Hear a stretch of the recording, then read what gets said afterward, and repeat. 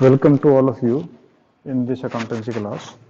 Yesterday we were making the discussion on chapter number 17, that was provisions and reserves. तो आपका chapter number 17 है provisions and reserves.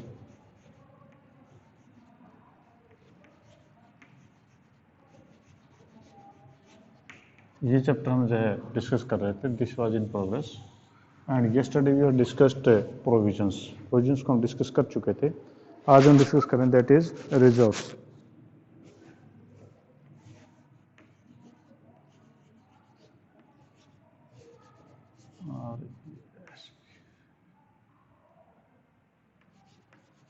Reserves हम जो है reserves की बात कर रहे हैं, तो कल प्रोविजन के बारे में था। Provision was made for the non losses, non liabilities. Provision आपके नॉन लायबिलिटीज के लिए बनाया जाता था, पर यहाँ पर रिजर्व्स है it is made for the unknown liabilities out of the profit of the business. कि बिजनेस के प्रॉफिट में से अननोन लायबिलिटीज के लिए ये बनाया जाता है, ठीक है। और ये आपकी बैलेंस शीट के अंदर इसको हम एग्जिस्ट करते हैं। आपके एग्जाम्पल कौन कौन से हैं? तो एग्जाम्पल ऑफ रिजर्व्स आपका जनरल रिजर्व, कैपिटल रिजर्व आपका है, मैं लिख देता हूँ, अब बाकी तो नाम आगे आएंगे। ये आपका general reserve,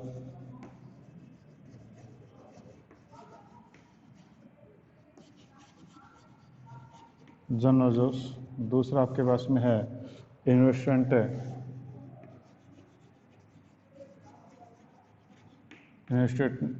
fluctuation,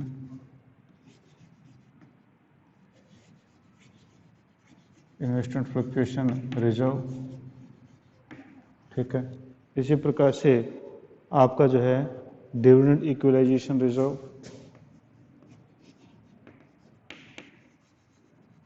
dividend equalisation,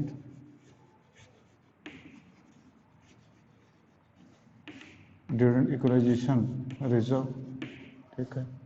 और इसी प्रकार से आपके पास में जी workman compensation reserve,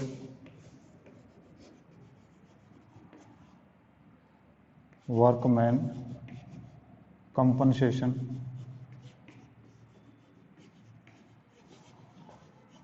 workman compensation reserve.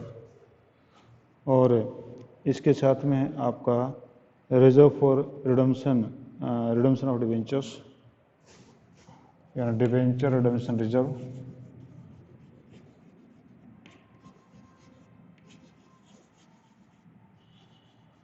Debenture redemption reserve, ठीक है। इसी प्रकार से आपका एक और है वो आपका capital reserve, capital reserve,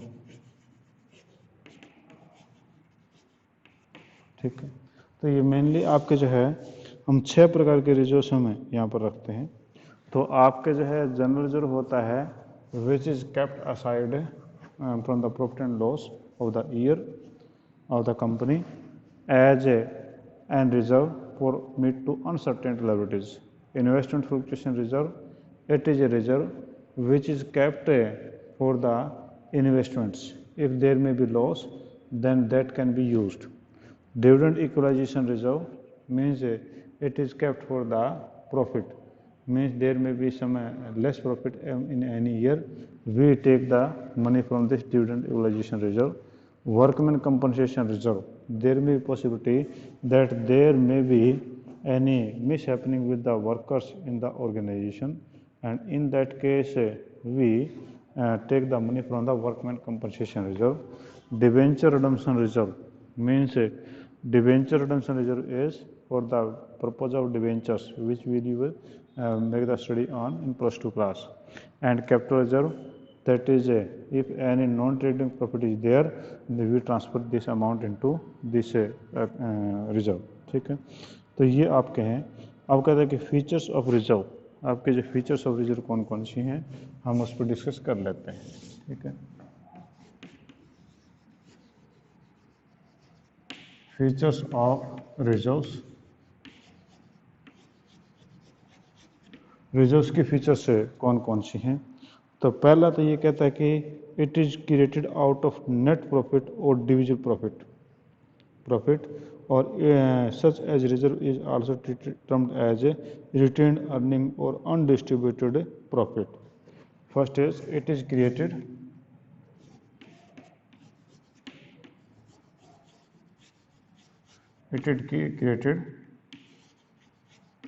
out of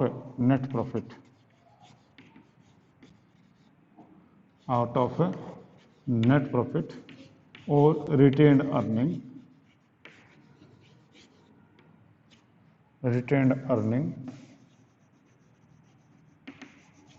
ठीक है, ये जो है हम क्रिएट करते हैं नेट प्रॉफिट से, या रिटेन्ड अर्निंग में उसको बोल देते हैं, या अनडिस्ट्रीब्यूटेड प्रॉफिट में बोल देते हैं, और undistributed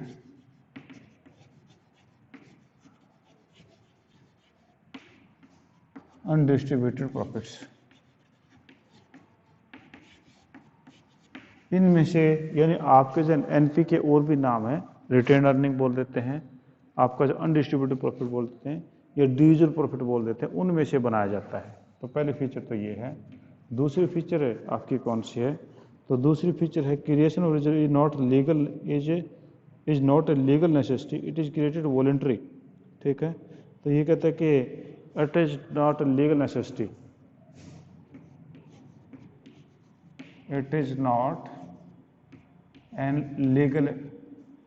not a legal necessity,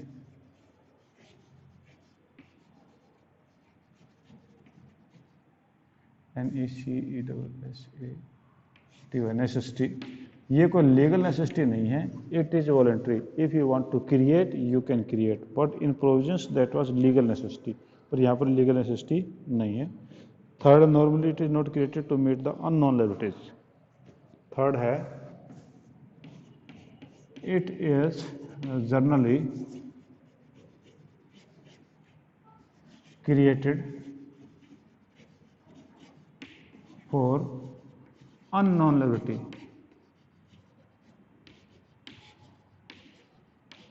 unknown liability के लिए इसका क्रिएशन होता है. ठीक है, तो ये आपके अननोन लायबिलिटी के लिए इसको क्रिएट हम करते हैं. और फोर्थ आपका रिजर्व रिप्रेजेंट अक्यूमुलेटेड और undistributed profit and such the way belong to the proprietor just as capital does. तो हम इसको शॉर्टकट में ये बोल सकते हैं, it nature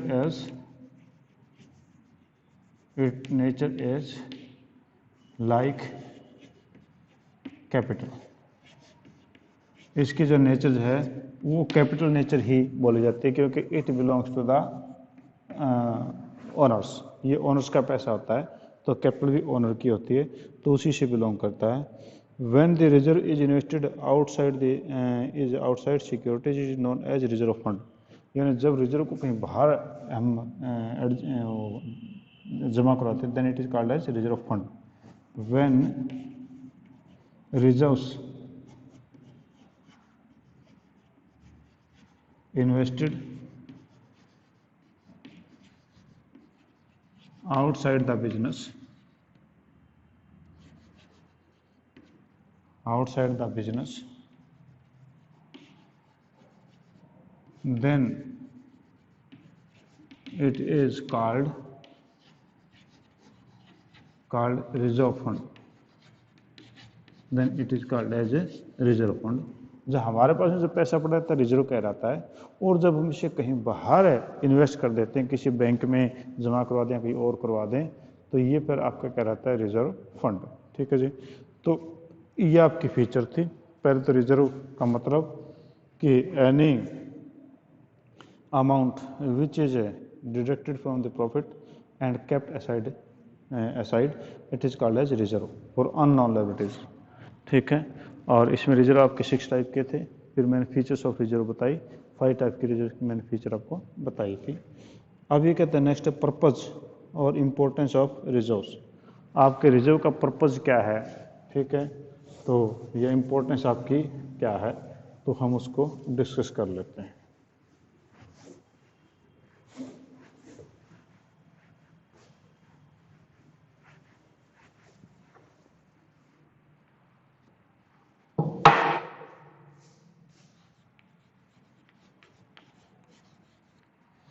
purpose of reserves, reserves के पर्पज कौन से हैं?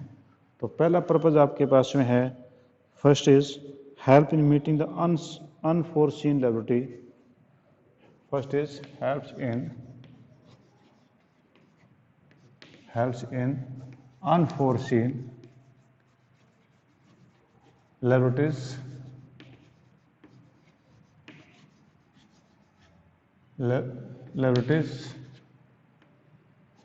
और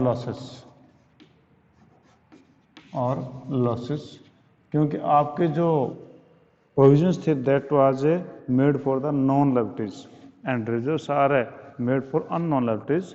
तो इसके पहला पर्पज हुआ कि हेल्प्स इन अनफोर्सीन लायबिलिटी, तो अनफोर्सीन लायबिलिटी से मीट आउट करने में हमारी मदद करता है। Next is helpful in strengthening the financial position of the business.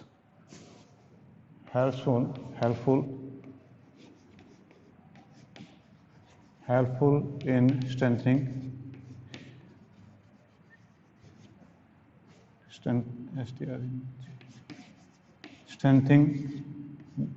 helpful in strengthening business financial position।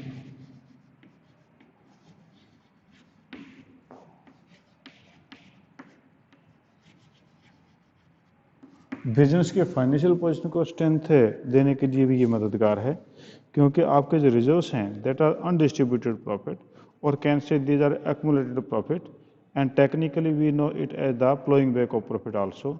It means the money which is kept as the profit out of the year's profit, that will certainly increase the financial position of the business. Next is equalization of dividend over the years, equalization of profits,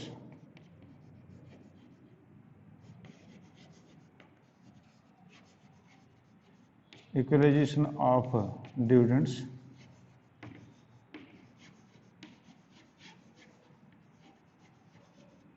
over the years,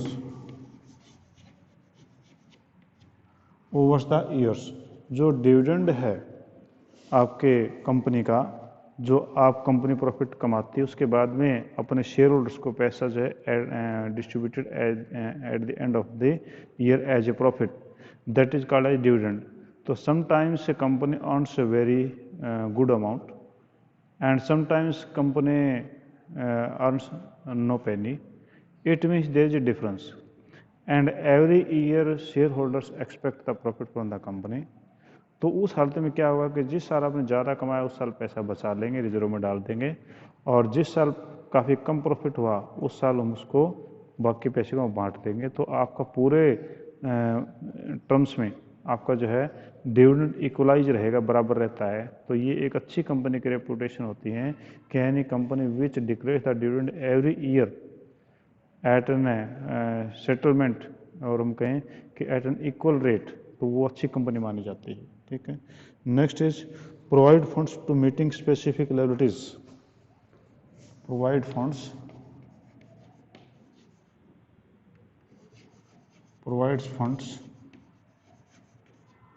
to specific liabilities.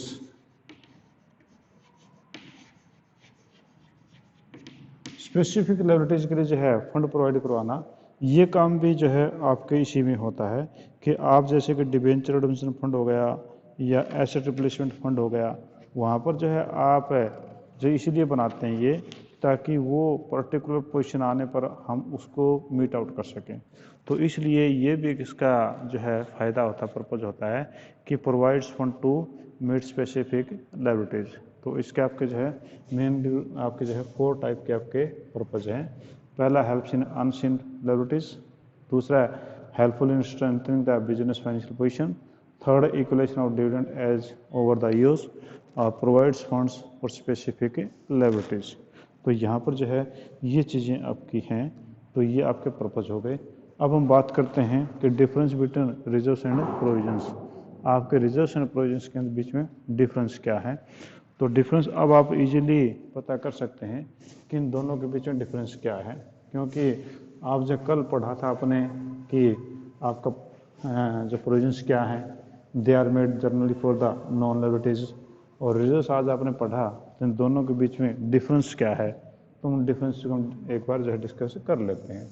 तो आप difference को कभी भी करो तो exam में भी करो तो ऐसा क्या करो, आपके डिफरेंस यहाँ पर आ जाएंगे, एक ही साइड में एक ही साइड में। तो ये आपके पास सिंपल रहते हैं जी, वो आपके प्रोविजंस। पहला आपका है प्रोविजंस और इधर आप ले लो रिजर्व्स। ठीक है जी, दूसरा रिजर्व्स। तो पहला आपका प्रोविजन है मीनिंग। प्रोविजन का जो है मीनिंग क्या है, पहला आपका meaning.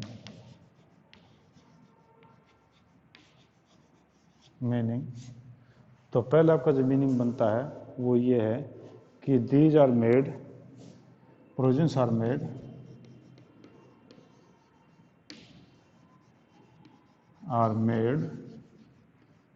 For known liabilities.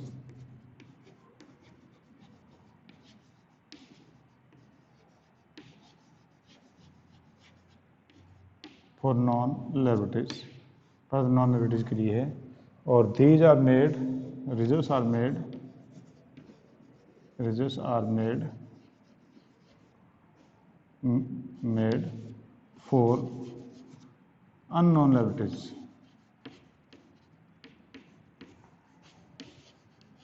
Unknown liabilities.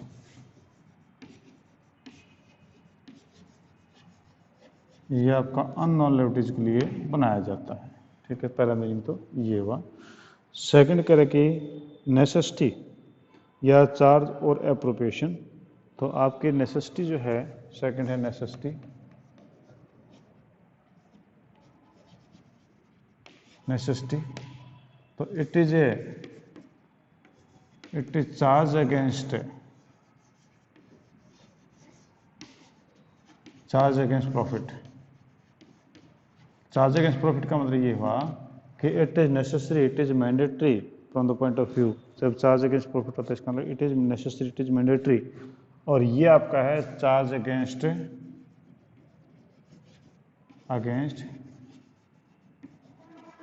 It is charge against appropriation. It is charge against appropriation. ये एप्रोप्रिएशन, एप्रोप्रिएशन का मतलब it is voluntary. If you want you can, if you doesn't need feel then no need of it. तो ये आपका charge against appropriation profit है। ठीक है जी। Third object, इसमें जो ऑब्जेक्ट है क्या है, थर्ड इज ऑब्जेक्ट।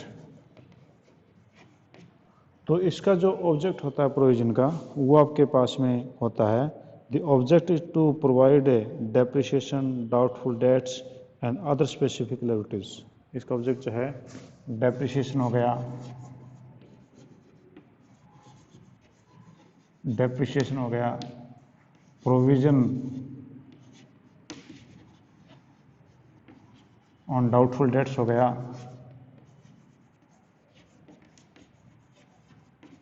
डेप्ट्स हो गया। यानी स्पेसिफिक है ये, यानी ये आपका स्पेसिफिक है, हम इसको बोलेंगे कि स्पेसिफिक इनका पर्पज होता है। जबकि इसके अंदर है कि वो स्पेसिफिक नहीं है, इट इज, इसका ऑब्जेक्टिव है, इट्स ऑब्जेक्टिव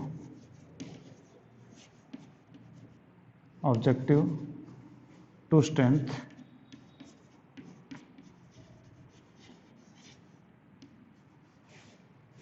स्ट्रेंथनिंग बिजनेस। इसका ऑब्जेक्टिव जो है बिजनेस को स्ट्रेंथनिंग करना होता है, बिजनेस को जो स्ट्रेंथ देना होता है। Investment outside the business, investment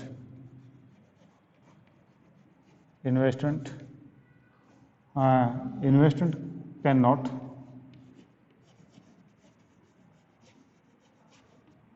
not made. यहाँ पर आप इन्वेस्टमेंट नहीं कर सकते, इसके प्रोविजन तो आपके पास ही रहेंगे, इसको इन्वेस्ट नहीं कर सकते। पर यहाँ पर जो है investment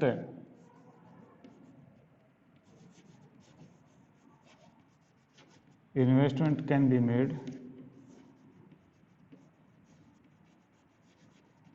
made outside business, business के आउटसाइड में इसकी जो है वो इन्वेस्टमेंट की जा सकती है, तब ये कहलाता है reserve fund. Next is presentation in balance sheet.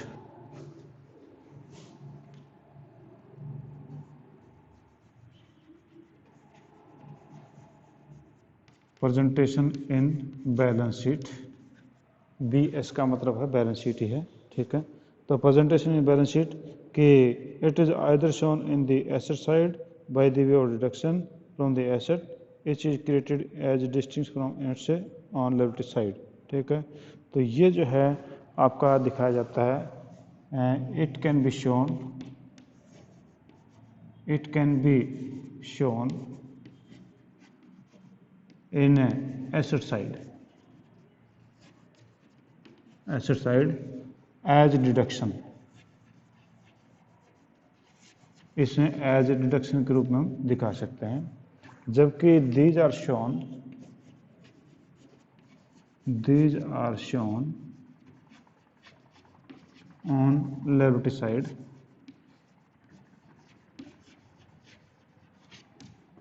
Side as reserves and surplus, reserve surplus column के रूप में इसको दिखाया जाता है। And next is utilization for dividend, कि डिविडेंड के रूप में क्या उसको यूटिलाइज किया जा सकता है, कि utilization as dividend, utilisation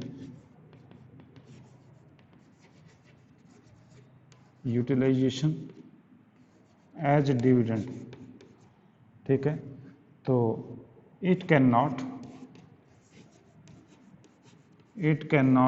used as dividend, इसको डिविडेंड के रूप में नहीं बांट सकते हैं। और ये जो है it can used as dividend, इसको जो आप डिविडेंड के रूप में बांट सकते हैं, इसको नहीं बांट सकते हैं। और उसके बाद में लास्ट है यूटिलाइजेशन फॉर अदर पर्पसेस, कि अदर पर्पसेस के लिए क्या यूज किया जा सकता है। तो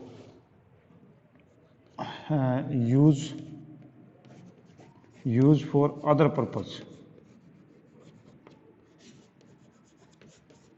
पर्पस, तो नो यूज, इसका कोई अदर पर्पज के लिए यूज नहीं किया जा सकता।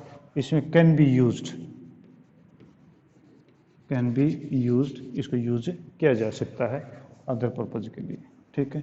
तो ये जो है आपके यहाँ पर डिफरेंस थे आपके, ये मैंने आपको बताए हैं, ठीक है जी। इससे रिलेटेड कोई प्रॉब्लम है आप मेरे से पूछ सकते हैं, अगर नहीं है तो आज हम इतना ही करेंगे, कल फिर हम थोड़ी देर बाद फिर मिलेंगे, ठीक है जी। Thank you, have a nice day.